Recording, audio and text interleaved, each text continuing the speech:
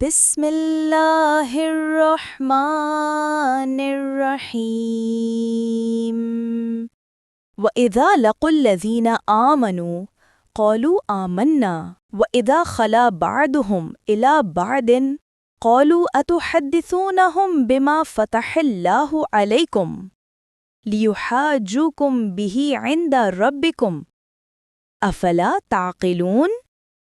ترجمہ: اور جب وہ ایمان والوں سے ملتے ہیں تو کہتے ہیں ہم ایمان لے آئے ہیں، اور جب آپس میں تنہائی میں ہوتے ہیں تو کہتے ہیں کیا تم ان کو وہ باتیں بتا دیتے ہو جو اللہ نے تم پر ظاہر کی ہے، تاکہ وہ کل تمہارے رب کے سامنے تمہارے خلاف انہی باتوں سے حجت لائیں؟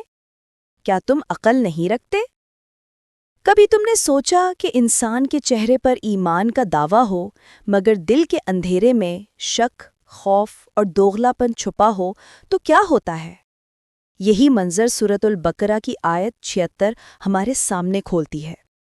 جب وہ اہل ایمان سے ملتے ہیں تو کہتے ہیں ہم بھی ایمان لائے ہیں، مگر جب آپس میں تنہائی میں بیٹھتے ہیں تو ایک دوسرے سے کہتے ہیں کیا تم ان کو وہ سب کچھ بتا دیتے ہو جو اللہ نے تمہیں سکھایا، تاکہ وہ کل تمہارے خلاف وہی دلیل تمہارے رب کے سامنے پیش کریں؟ کیا تم عقل نہیں رکھتے؟ یہ آیت محض بنی اسرائیل کے بارے میں نہیں، بلکہ ان سب دلوں کا آئینہ ہے جو دو چہروں میں جیتے ہیں، ایک ایمان والا چہرہ لوگوں کے لیے اور ایک چھپا ہوا چہرہ خواہشوں اور مفاد کے لیے۔ ایمان کوئی ملبوس نہیں جو ملاقات کے وقت اوڑھ لیا جائے، یہ تو ایک روشنی ہے جو دل کے اندر سے پھوٹتی ہے۔ جب انسان سچ مچ اللہ سے جڑتا ہے تو وہ اپنے راز، اپنا علم، اپنی نیتیں سب خدا کے سامنے شفاف رکھتا ہے، مگر جب ایمان مفاد سے بندھا ہو تو علم چھپایا جاتا ہے، حق روکا جاتا ہے اور سچ منڈی کی بولی میں بکتا ہے۔ آیت کا سوال افلا تعقلون آج بھی گونج رہا ہے۔ اے انسان، کیا تم عقل نہیں رکھتے؟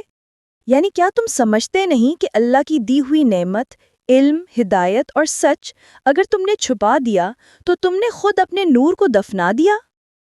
ہنمتی، یہ آیت ہمیں یاد دلاتی ہے کہ ایمان صرف زبان کا اقرار نہیں بلکہ دل کا شفاف ہونا ہے، اور ایمان والوں کا اصل امتحان تب آتا ہے جب وہ اکیلے ہوتے ہیں، جہاں صرف اللہ دیکھ رہا ہوتا ہے۔